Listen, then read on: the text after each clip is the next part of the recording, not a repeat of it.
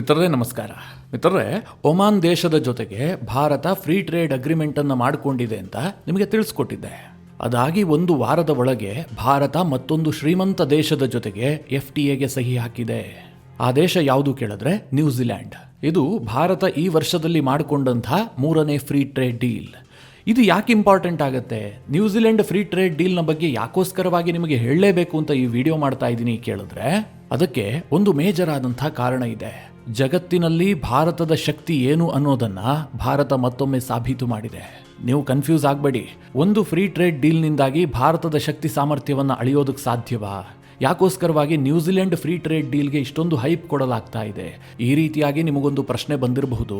ಮಿತ್ರರೇ, ನ್ಯೂಜಿಲೆಂಡ್ ಜೊತೆಗಿನ free trade deal ಇದೆಯಲ್ಲ, ಇದು ಅಮೆರಿಕದ ಜೊತೆಗಿನ ಟ್ರೇಡ್ ಡೀಲ್ಗೆ ಯಾವುದೇ ರೀತಿಯಲ್ಲೂ ಕಡಿಮೆ ಇಲ್ಲ. ಇಲ್ಲಿ ನಾನು ಟ್ರೇಡ್ನ ಗಾತ್ರದ ಬಗ್ಗೆ ಹೇಳ್ತಾ ಇಲ್ಲ. ಭಾರತ ನ್ಯೂಜಿಲೆಂಡ್ ವ್ಯಾಪಾರ ಬಹಳ ಕಡಿಮೆ ಪ್ರಮಾಣದ್ದೇ. ವ್ಯಾಪಾರದ ಗಾತ್ರದಲ್ಲಿ ಅಮೆರಿಕ ಮತ್ತು ಭಾರತದ ವ್ಯಾಪಾರಕ್ಕೆ ನ್ಯೂಜಿಲೆಂಡ್ ವ್ಯಾಪಾರವನ್ನು ಹೋಲಿಸೋದಕ್ಕೆ ಸಾಧ್ಯ ಇಲ್ಲ. ಆದರೆ ಮಿತ್ರರೇ, ಕೆಲವೊಂದಷ್ಟು ವಿಚಾರಗಳಿಗೋಸ್ಕರವಾಗಿ ಭಾರತ ಮತ್ತು ನ್ಯೂಜಿಲೆಂಡ್ ನಡುವಿನ ಟ್ರೇಡ್ ಡೀಲ್ ನೆನೆಗುದಿಗೆ ಬಿದ್ದಿತ್ತು. ಅದೇನು ಒಂದೆರಡು ವರ್ಷಗಳಿಂದ ಅಲ್ಲ, ದಶಕಗಳಿಂದಲೂ ಕೂಡ ಈ ಬಗ್ಗೆ ಚರ್ಚೆ ನಡೀತಾ ಇತ್ತು. ಭಾರತ ಮತ್ತು ನ್ಯೂಜಿಲೆಂಡ್ನ ಪ್ರಮುಖರು ಕೂತು ಮಾತನಾಡುವಂತಹ ಸಂದರ್ಭದಲ್ಲಿ ಎರಡೂ ದೇಶಗಳ ನಡುವೆ ಫ್ರೀ ಟ್ರೇಡ್ ಡೀಲ್ ಆಗಬೇಕು ಅನ್ನುವಂತಹ ಚರ್ಚೆ ಆಗ್ತಾ ಇತ್ತು. ಆದರೆ ಕಾರ್ಯರೂಪಕ್ಕೆ ಬರುವಂತಹ ಸಂದರ್ಭದಲ್ಲಿ, ಆ ಒಂದು ಪಾಯಿಂಟ್ಗೆ ಬಂದಂತಹ ಸಂದರ್ಭದಲ್ಲಿ ನಿಂತ್ಕೊಳ್ತಾ ಇತ್ತು. ಆದರೆ ಈಗ ಭಾರತ ಆ ಎಲ್ಲ ಅಡೆತಡೆಗಳನ್ನು ದಾಟಿ ಭಾರತಕ್ಕೆ ಬೇಕಾದಂಥ ಫ್ರೀ ಟ್ರೇಡ್ ಡೀಲ್ ಅನ್ನ ನ್ಯೂಜಿಲೆಂಡ್ ಜೊತೆಗೆ ಮಾಡಿಕೊಂಡಿದೆ. ನ್ಯೂಜಿಲೆಂಡ್ನ ವಿಪಕ್ಷಗಳು ಈ ಬಗ್ಗೆ ಸಿಕ್ಕಾಪಟ್ಟೆ ಸಿಟ್ಟಾಗಿದ್ದಾವೆ. ಮಿತ್ರರೇ, ಈ ವಿಚಾರದಲ್ಲಿ ಸ್ವಲ್ಪ ಇಂಟ್ರೆಸ್ಟಿಂಗ್ ಮಾಹಿತಿಗಳಿದಾವೆ. ನಿಮಗೆ ಈ ವಿಡಿಯೋದಲ್ಲಿ ಡೀಟೇಲ್ ಆಗಿ ತಿಳಿಸ್ಕೊಡುವಂತಹ ಪ್ರಯತ್ನ ಮಾಡ್ತೀನಿ. ನೀವು ಈ ವಿಡಿಯೋನ ಕೊನೆವರೆಗೂ ಮಿಸ್ ಮಾಡದೆ ನೋಡಿ. ಆರಂಭದಲ್ಲೇ ಒಂದು ತಮಾಷೆಯಾಗಿ ಒಂದು ಮಾತು ಹೇಳ್ತೀನಿ. ಭಾರತ ಯಾವ ರೀತಿಯಾಗಿ ವಿಶ್ವದ ಬೇರೆ ಬೇರೆ ದೇಶಗಳನ್ನು ಫ್ರೀ ಟ್ರೇಡ್ ಡೀಲ್ಗೋಸ್ಕರವಾಗಿ ರೀಚ್ ಆಗ್ತಾ ಇದೆಯೋ, ನಮ್ಮ ಪಕ್ಕದ ಪಾಕಿಸ್ತಾನವೂ ಕೂಡ ಅದೇ ರೀತಿಯಾಗಿ ರೀಚ್ ಆಗ್ತಾ ಇದೆ. ಆದರೆ ಅವರ ಉದ್ದೇಶ ಮಾತ್ರ ಬೇರೆ. ಅವರು ಟ್ರೇಡ್ ಡೀಲ್ಗೆ ಮುಂದಾಗ್ತಾ ಇಲ್ಲ, ಬದಲಾಗಿ ಡಿಫೆನ್ಸ್ ಡೀಲ್ಗೆ ಮುಂದಾಗ್ತಾ ಇದ್ದಾರೆ. ಸೌದಿ ಅರೇಬಿಯಾ ಜೊತೆಗೆ ಡೀಲ್ ಆಯಿತು, ಈಗ ಬಾಂಗ್ಲಾದೇಶದ ಜೊತೆಗೂ ಮಾಡ್ಕೊಳ್ತಾರಂತೆ. ಬೇರೆ ಬೇರೆ ಅರಬ್ ರಾಷ್ಟ್ರಗಳಿಗೆ ಆಸಿಮ್ ಮುನೀರ್ ಆಫರ್ ಕೊಡ್ತಾ ಇದ್ದಾನೆ. ಇಷ್ಟು ಮಾತ್ರ ಅಲ್ಲ, ಗಾಜಾಗೆ ಸೈನಿಕರನ್ನು ಕಳುಹಿಸೋದಕ್ಕೂ ಕೂಡ ಸಿದ್ಧ ಆಗಿ ನಿಂತಿದ್ದಾನೆ. ಅಮೆರಿಕ ಆ ರೀತಿಯಾಗಿ ತಾಕೀತು ಮಾಡ್ತಾ ಇದೆ. ಒಂದು ರೀತಿಯಲ್ಲಿ ಪಾಕಿಸ್ತಾನ ಟೋಟಲ್ ಆಗಿ ಸೇನೆಯ ಬಗ್ಗೆ ಫೋಕಸ್ ಮಾಡ್ತಾ ಇದ್ರೆ, ಇತ್ತ ಕಡೆಯಲ್ಲಿ ಭಾರತ ಕಂಪ್ಲೀಟ್ ಆಗಿ ಟ್ರೇಡ್ ಡೀಲ್ಗೆ ಫೋಕಸ್ ಮಾಡ್ತಾ ಇದೆ. ನಿಮ್ಮ ಗಮನಕ್ಕಿರಲಿ ಅಂತ ಈ ವಿಚಾರ ಹೇಳಿದೆ. ಇವತ್ತು ನಾನು ಹೇಳೋದಕ್ಕೆ ಹೊರಟಿರೋದು ನ್ಯೂಜಿಲೆಂಡ್ ಮತ್ತು ಭಾರತದ ನಡುವೆ ಆದಂಥ ಟ್ರೇಡ್ ಡೀಲ್ನ ಬಗ್ಗೆ. ನ್ಯೂಜಿಲೆಂಡ್ ಮತ್ತು ಭಾರತದ ನಡುವಿನ ಈ ಫ್ರೀ ಟ್ರೇಡ್ ಡೀಲ್ ಮಾತುಕತೆ ಆರಂಭಗೊಂಡು 9 ತಿಂಗಳಾಗಿತ್ತು. ಅಂದರೆ ಬಹಳ ಸೀರಿಯಸ್ ಆಗಿ ಮಾತುಕತೆಯನ್ನು ಆರಂಭಿಸಿ 9 ತಿಂಗಳು ಕಳೆದಿತ್ತು. ಅದಾಗಲೇ ಮಿತ್ರರೇ, ಎರಡೂ ದೇಶಗಳು ಫೈನಲ್ ಆಗಿ ಒಂದು ನಿರ್ಧಾರಕ್ಕೆ ಬಂದು ಫ್ರೀ ಟ್ರೇಡ್ ಅಗ್ರಿಮೆಂಟನ್ನು ಘೋಷಣೆ ಮಾಡಿದ್ದಾವೆ. ಈ ಫ್ರೀ ಟ್ರೇಡ್ ಡೀಲ್ನಿಂದಾಗಿ ಭಾರತ ಮತ್ತು ನ್ಯೂಜಿಲೆಂಡ್ ನಡುವಿನ ವ್ಯಾಪಾರ ಇದೆಯಲ್ಲ, ಇದು ಮುಂದಿನ 5 ವರ್ಷದಲ್ಲಿ ಡಬಲ್ ಅಥವಾ 2.5 ಪಟ್ಟು ಹೆಚ್ಚಾಗುವಂತಹ ನಿರೀಕ್ಷೆ ಇದೆ. ನ್ಯೂಜಿಲೆಂಡ್ನಿಂದ ಭಾರತಕ್ಕೆ ಎಕ್ಸ್ಪೋರ್ಟ್ ಆಗುವಂತಹ 95% ಗೂಡ್ಸ್ಗೆ ಭಾರತ ಟ್ಯಾರಿಫ್ ಫ್ರೀ ಅನ್ನು ಘೋಷಣೆ ಮಾಡಿದೆ. ಮೊದಲ ದಿನದಿಂದಲೇ ನ್ಯೂಜಿಲೆಂಡ್ನ 57% ಎಕ್ಸ್ಪೋರ್ಟ್ಗೆ ಭಾರತ ಟ್ಯಾರಿಫ್ ಮುಕ್ತ ಮಾಡುತ್ತೆ. ಹೀಗಾಗಿ ನ್ಯೂಜಿಲೆಂಡ್ನ ಎಕ್ಸ್ಪೋರ್ಟ್ಗೆ ಬಹಳ ದೊಡ್ಡ ಬೂಸ್ಟ್ ಸಿಗುತ್ತೆ. ಇದಕ್ಕೆ ಪ್ರತಿಯಾಗಿ ನ್ಯೂಜಿಲೆಂಡ್ ಭಾರತಕ್ಕೆ ಏನು ಲಾಭ ಮಾಡಿಕೊಡ್ತಾ ಇದೆ ಕೇಳಿದ್ರೆ, ಭಾರತದ 100% ಎಕ್ಸ್ಪೋರ್ಟ್ಗೆ ನ್ಯೂಜಿಲೆಂಡ್ 0 ಟ್ಯಾರಿಫ್ ಅನ್ನು ವಿಧಿಸುತ್ತೆ. ಅಂದ್ರೆ ಟೋಟಲ್ ಫ್ರೀ ಟ್ರೇಡ್. ಇದು ಭಾರತಕ್ಕೆ ಲಾಭ ಹೌದಾ ಅಲ್ವಾ ಅಂತ ನೀವೇ ಡಿಸೈಡ್ ಮಾಡಿ. ಮುಖ್ಯವಾಗಿ ಭಾರತ ನ್ಯೂಜಿಲೆಂಡ್ಗೆ ಎಕ್ಸ್ಪೋರ್ಟ್ ಮಾಡುವಂತಹ ವಸ್ತುಗಳೇನು ಕೇಳಿದ್ರೆ, textile, gems and jewellery, handicraft, engineering goods, leather, footwear ಮತ್ತು ಕಾರುಗಳು, ಇದೆಲ್ಲವೂ ಕೂಡ ಭಾರತದಿಂದ ನ್ಯೂಜಿಲೆಂಡ್ಗೆ ಎಕ್ಸ್ಪೋರ್ಟ್ ಆಗ್ತವೆ. ಈಗ ಟೆಕ್ಸ್ಟೈಲ್ಗೆಲ್ಲ ಟ್ಯಾಕ್ಸ್ ಫ್ರೀ ಆಯಿತು ಅಂತಂದರೆ, ಸಹಜವಾಗಿ ನಾವು ನಮ್ಮ ಪಕ್ಕದ ದೇಶಗಳು ಟೆಕ್ಸ್ಟೈಲ್ನಲ್ಲಿ ದೊಡ್ಡ ಸಾಧನೆ ಮಾಡ್ತಾ ಇದ್ದಾವಲ್ಲ, ಅವುಗಳಿಗೆ ದೊಡ್ಡ ಪ್ರಮಾಣದಲ್ಲಿ ಕಾಂಪೀಟ್ ಮಾಡಬಹುದು. ಮುಖ್ಯವಾಗಿ ವಿಯೆಟ್ನಾಂ ಇರಬಹುದು, ಇನ್ನೊಂದು ಕಡೆ ಬಾಂಗ್ಲಾದೇಶ ಇರಬಹುದು. ಇವರು ಟೆಕ್ಸ್ಟೈಲ್ ಉದ್ಯಮವನ್ನೇ ನಂಬಿಕೊಂಡಿದ್ದಾರೆ. ಈ ಯಾವ ದೇಶಕ್ಕೂ ಕೂಡ ನ್ಯೂಜಿಲೆಂಡ್ ಜೊತೆಗೆ ಯಾವುದೇ ಫ್ರೀ ಟ್ರೇಡ್ ಅಗ್ರಿಮೆಂಟ್ ಇಲ್ಲ. ಆದರೆ ಭಾರತ ಈಗ ಫ್ರೀ ಟ್ರೇಡ್ ಅಗ್ರಿಮೆಂಟ್ ಮಾಡಿಕೊಂಡ ಕಾರಣದಿಂದಾಗಿ ಭಾರತದ ಟೆಕ್ಸ್ಟೈಲ್ ಉತ್ಪನ್ನಗಳು ನ್ಯೂಜಿಲೆಂಡ್ನಲ್ಲಿ ಬಹಳ ಅಗ್ಗವಾಗಿ ಸಿಗುತ್ತೆ.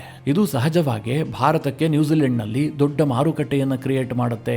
ಇದರ ಜೊತೆಗೆ ನ್ಯೂಜಿಲೆಂಡ್ ಭಾರತಕ್ಕೊಂದು ಭರವಸೆ ಕೊಟ್ಟಿದೆ. ಮುಂದಿನ 15 ವರ್ಷದಲ್ಲಿ ನಾವು ಭಾರತದಲ್ಲಿ $20 ಬಿಲಿಯನ್ ಹೂಡಿಕೆ ಮಾಡ್ತೀವಿ ಅಂತ.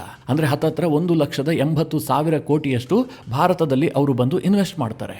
ಈಗೇನು ನಾನು ಇದುವರೆಗೆ ಹೇಳದ್ನಲ್ಲ, ಇದೆಲ್ಲವೂ ಕೂಡ ನ್ಯೂಜಿಲೆಂಡ್ ಜೊತೆಗೆ ಭಾರತ ಮಾಡಿಕೊಂಡಂತಹ ಫ್ರೀ ಟ್ರೇಡ್ ಡೀಲ್ನ ಒಂದು ಭಾಗ ಅಷ್ಟೇ. ಇನ್ನೊಂದು ಭಾಗ ಬಹಳ ಇಂಟ್ರೆಸ್ಟಿಂಗ್ ಆಗಿದೆ. ಅದೇನು ಕೇಳಿದ್ರೆ, ಭಾರತ ಮತ್ತು ನ್ಯೂಜಿಲೆಂಡ್ ನಡುವೆ ಫ್ರೀ ಟ್ರೇಡ್ ಡೀಲ್ ಅನ್ನು ಸಾಧಿಸೋದಕ್ಕೆ ಇದ್ದಂತಹ ದೊಡ್ಡ ಹರ್ಡಲ್ ಏನು ಕೇಳಿದ್ರೆ, ಅದು ಡೈರಿ ಉದ್ಯಮ.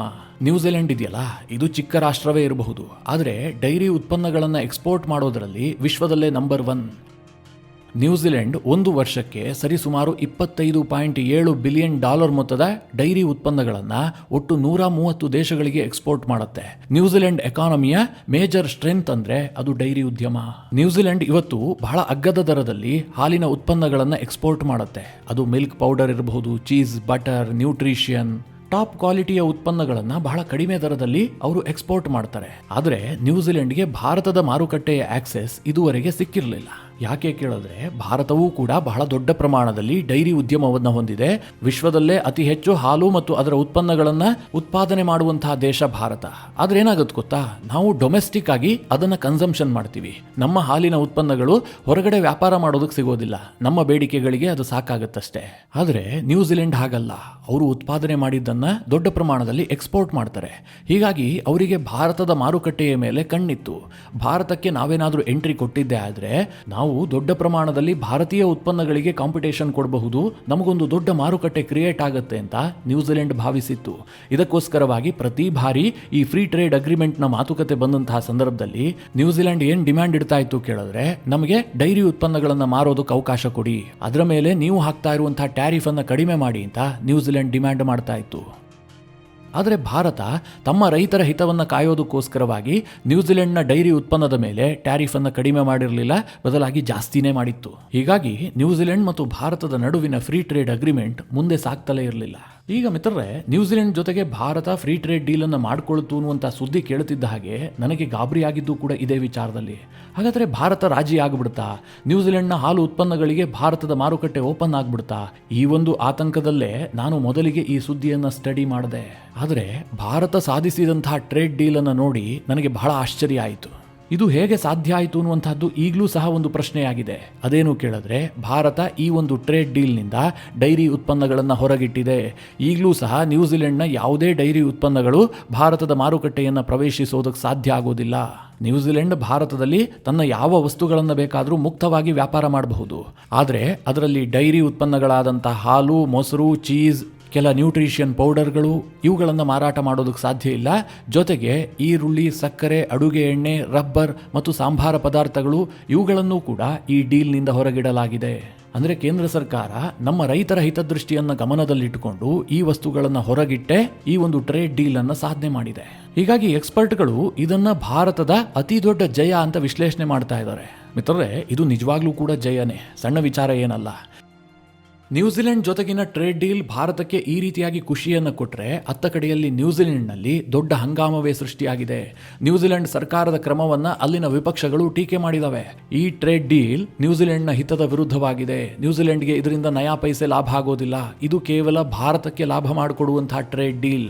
ಒಂದು ವೇಳೆ ನಾವೇನಾದರೂ ಅಧಿಕಾರಕ್ಕೆ ಬಂದಿದ್ದೆ ಆದರೆ ಈ ಟ್ರೇಡ್ ಡೀಲ್ ಅನ್ನು ರದ್ದುಪಡಿಸಿ ಭಾರತದೊಂದಿಗೆ ಹೊಸದಾಗಿ ನೆಗೋಸಿಯೇಷನ್ ಆರಂಭ ಮಾಡ್ತೀವಿ ಅಂತೇಳಿ ನ್ಯೂಜಿಲೆಂಡ್ನ ವಿಪಕ್ಷಗಳು ಸರ್ಕಾರಕ್ಕೆ ತಪರಾಕಿ ಹಾಕಿದವೆ. ಅಂದ್ರೆ ಈ ಟ್ರೇಡ್ ಡೀಲ್ ವಿಚಾರದಲ್ಲಿ ಭಾರತ ಒಂದು ಕ್ಲಿಯರ್ ಎಕ್ಸಾಂಪಲ್ ಅನ್ನು ಸೆಟ್ ಮಾಡ್ತಾ ಇದೆ. ನಾವು ಯಾವುದೇ ದೇಶದ ಜೊತೆಗೆ ಟ್ರೇಡ್ ಡೀಲ್ ಮಾಡಿಕೊಂಡ್ರೂ ಕೂಡ ಈ ವಿಚಾರಗಳಲ್ಲಿ ರಾಜಿ ಆಗೋದಿಲ್ಲ. ಮುಖ್ಯವಾಗಿ ನಮ್ಮ ರೈತರ ಹಿತಕ್ಕೆ ತೊಂದರೆ ಆಗುವಂತಹ ಯಾವುದೇ ಉತ್ಪನ್ನಗಳಿಗೂ ಕೂಡ ಭಾರತದ ಮಾರುಕಟ್ಟೆಯನ್ನ ಓಪನ್ ಮಾಡೋದಿಲ್ಲ. ಇದು ಭಾರತದ ಸ್ಪಷ್ಟ ನಿರ್ಧಾರ. ಈ ಹಿಂದೆ ಒಮಾನ್ ಜೊತೆಗೆ ಟ್ರೇಡ್ ಡೀಲ್ ಮಾಡಿಕೊಂಡಾಗ್ಲೂ ಕೂಡ ಈ ಎಲ್ಲ ವಸ್ತುಗಳನ್ನು ಹೊರಗಿಡಲಾಗಿತ್ತು. ನಾನು ಅವತ್ತು ಕೂಡ ನಿಮಗೆ ಹೇಳಿದ್ದೆ, ಒಮಾನ್ ಯಾವುದೇ ರೀತಿಯಲ್ಲೂ ಕೂಡ ಡೈರಿ ಉತ್ಪನ್ನಗಳನ್ನು ಉತ್ಪಾದನೆಯನ್ನೇ ಮಾಡೋದಿಲ್ಲ. ಒಮಾನ್ನಲ್ಲಿ ಹಸು ಕಟ್ಟಲ್ಲ, ಡೈರಿ ಫಾರ್ಮ್ ಇಲ್ಲ. ಹೀಗಾಗಿ ಭಾರತ ಇದನ್ನು ಬಿಟ್ಟು ಬಿಡಬಹುದಿತ್ತು. ಆದರೂ ಕೂಡ ನಾವೊಂದು ಎಕ್ಸಾಂಪಲ್ ಅನ್ನು ಸೆಟ್ ಮಾಡಬೇಕು. ಬೇರೆ ಬೇರೆ ದೇಶಗಳೊಂದಿಗೆ ಟ್ರೇಡ್ ಡೀಲ್ ಮಾಡುವಂತಹ ಸಂದರ್ಭದಲ್ಲಿ ಇದನ್ನೇ ಒಂದು ಎಕ್ಸಾಂಪಲ್ ಆಗಿ ಇಟ್ಕೊಳ್ಬೇಕು ಅನ್ನುವಂತಹ ದೃಷ್ಟಿಯಿಂದಲೇ ಒಮಾನ್ ಜೊತೆಗಿನ ಫ್ರೀ ಟ್ರೇಡ್ ಡೀಲ್ನಲ್ಲೂ ಕೂಡ ಡೈರಿ ಉತ್ಪನ್ನಗಳನ್ನು ಹೊರಗಿಡಲಾಗಿತ್ತು. ಈಗ ನ್ಯೂಜಿಲೆಂಡ್ ಜೊತೆಗೂ ಕೂಡ ಡೈರಿ ಉತ್ಪನ್ನಗಳನ್ನು ಹೊರಗಿಟ್ಟಿರೋದಿದೆಯಲ್ಲ, ಇದು ಭಾರತಕ್ಕೆ ಬಹಳ ದೊಡ್ಡ ಜಯ. ಅಮೆರಿಕಾಗೂ ಕೂಡ ಇದರಿಂದ ಸ್ಪಷ್ಟವಾದಂತಹ ಸಂದೇಶ ಕೊಟ್ಟಂಗಾಗತ್ತೆ. ಯಾಕೆಂತಂದ್ರೆ ಇವತ್ತು ಅಮೆರಿಕ ಮತ್ತು ಭಾರತದ ನಡುವೆ ಟ್ರೇಡ್ ಡೀಲ್ನ ನೆಗೋಸಿಯೇಷನ್ ನಡೀತಾ ಇದೆ. ಒಂದು ಫೈನಲ್ ಹಂತಕ್ಕೆ ಬಂದಿದೆ ಅಂತ ಕೆಲವರು ವ್ಯಾಖ್ಯಾನ ಮಾಡ್ತಾ ಇದ್ದಾರೆ. ಆದರೆ ಈ ಬಗ್ಗೆ ಯಾವುದೇ ಸ್ಪಷ್ಟತೆ ಇಲ್ಲ. ಯಾಕೆ ಕೇಳಿದ್ರೆ, ಅಮೆರಿಕ ಈಗಲೂ ಬಯಸ್ತಾ ಇರುವಂತಹದ್ದೇನು, ಅಮೆರಿಕದ ಕೃಷಿ ಉತ್ಪನ್ನಗಳಿಗೆ ಭಾರತದಲ್ಲಿ ಮುಕ್ತವಾದಂತಹ ಆಕ್ಸೆಸ್ ಸಿಗಬೇಕು. ಅವರ ದೊಡ್ಡ ಡಿಮ್ಯಾಂಡ್ ಇರುವಂತಹದ್ದೇ ಡೈರಿ ಉತ್ಪನ್ನ, ಜೋಳ ಹಾಗೂ ಸೋಯಾಬೀನ್. ಭಾರತ ಅದಕ್ಕೆ ಈವರೆಗೆ ಅವಕಾಶ ಕೊಟ್ಟಿಲ್ಲ. ಇದೇ ಕಾರಣದಿಂದಾಗಿ ಹಗ್ಗಜಗ್ಗಾಟ ನಡೀತಾ ಇದೆ. ಭಾರತಕ್ಕೆ ಬಹಳ ಒಂದು ಕ್ರೂಷಿಯಲ್ ಆದಂತಹ ಸನ್ನಿವೇಶದಲ್ಲಿ ಈ ರೀತಿಯಾದಂತಹ ಟ್ರೇಡ್ ಡೀಲ್ಗಳು ಒಲಿತಾ ಇರುವಂತಹದ್ದು ದೊಡ್ಡ ಶಕ್ತಿಯನ್ನಂತೂ ಕೊಡ್ತಾ ಇದೆ. ಯಾಕೆ ಕೇಳಿದ್ರೆ ಈಗಾಗಲೇ ಅಮೆರಿಕದ ಟ್ಯಾರಿಫ್ ಹೊಡೆತದಿಂದಾಗಿ ಭಾರತದ ಎಕ್ಸ್ಪೋರ್ಟ್ಗೆ ದೊಡ್ಡ ಪ್ರಮಾಣದಲ್ಲಿ ಹೊಡೆತ ಬಿದ್ದಿದೆ. ನಿಮಗೆಲ್ಲ ಗೊತ್ತಾ ಇದೆ, ಭಾರತದ ಎಕ್ಸ್ಪೋರ್ಟ್ ಈಗಲೂ ಸಹ ಅಮೆರಿಕದ ಮೇಲೆ ದೊಡ್ಡ ಪ್ರಮಾಣದಲ್ಲಿ ಡಿಪೆಂಡ್ ಆಗಿದೆ. ಸದ್ಯ ಟ್ರಂಪ್ ಟ್ಯಾರಿಫ್ ಕಾರಣದಿಂದಾಗಿ ಆಗಸ್ಟ್ನಲ್ಲಿ ಅಮೆರಿಕಾಗೆ ಭಾರತದ ಎಕ್ಸ್ಪೋರ್ಟ್ 12% ಡೌನ್ ಆಗಿತ್ತು. ಸೆಪ್ಟೆಂಬರ್ನಲ್ಲಿ 8.5% ಡೌನ್ ಆಗಿತ್ತು. ಇದರ ನಡುವೆ ಒಂದು ಸಮಾಧಾನಕರ ಸುದ್ದಿ ಏನು ಕೇಳಿದ್ರೆ, ನವೆಂಬರ್ ತಿಂಗಳಿನಲ್ಲಿ ಭಾರತ ಯುಎಸ್ಗೆ ಮಾಡುವಂತಹ ಎಕ್ಸ್ಪೋರ್ಟ್ನಲ್ಲಿ 22.6% ಇನ್ಕ್ರೀಸ್ ಆಗಿದೆ. ಆದರೆ ಸ್ಟಿಲ್ ಅಮೆರಿಕದ 50% ಟ್ಯಾರಿಫ್ ಭಾರತದ ಮೇಲಿದೆ.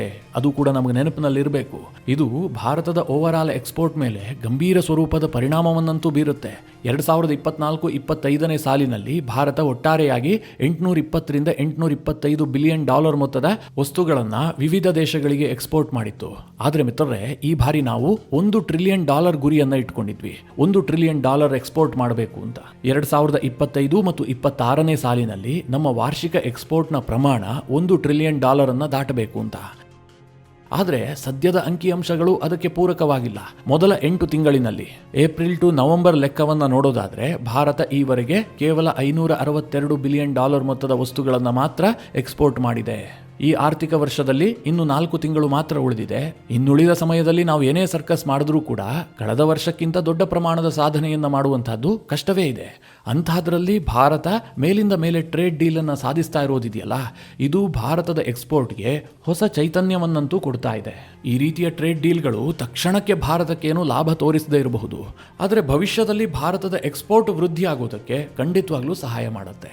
ಮಿತ್ರರೇ, ಈ ವಿಚಾರದ ಕುರಿತಾಗಿ ನಿಮ್ಮ ಅನಿಸಿಕೆ ಅಭಿಪ್ರಾಯಗಳೇನು ಕಮೆಂಟ್ ಮಾಡುವ ಮೂಲಕ ನಮಗೆ ತಿಳಿಸಿ. ಹಾಗೆ ನಿಮಗೆ ಈ ವಿಡಿಯೋ ಇಷ್ಟವಾದರೆ ಲೈಕ್ ಮಾಡಿ. ಜೊತೆಗೆ ನೀವಿನ್ನೂ ನಿಮ್ಮ ನೆಚ್ಚಿನ ಸಂಸ್ಕಾರ ಸೌರಭ ಯೂಟ್ಯೂಬ್ ಚಾನಲ್ನ ಸಬ್ಸ್ಕ್ರೈಬ್ ಮಾಡಿಲ್ಲ ಅಂತಾದರೆ ಈ ಕೂಡಲೇ ಸಬ್ಸ್ಕ್ರೈಬ್ ಮಾಡಿ. ಮುಂದಿನ ಎಲ್ಲ ಅಪ್ಡೇಟ್ಗಳ ನೋಟಿಫಿಕೇಷನ್ಗಾಗಿ ಬೆಲ್ ಐಕಾನ್ ಒತ್ತಿ.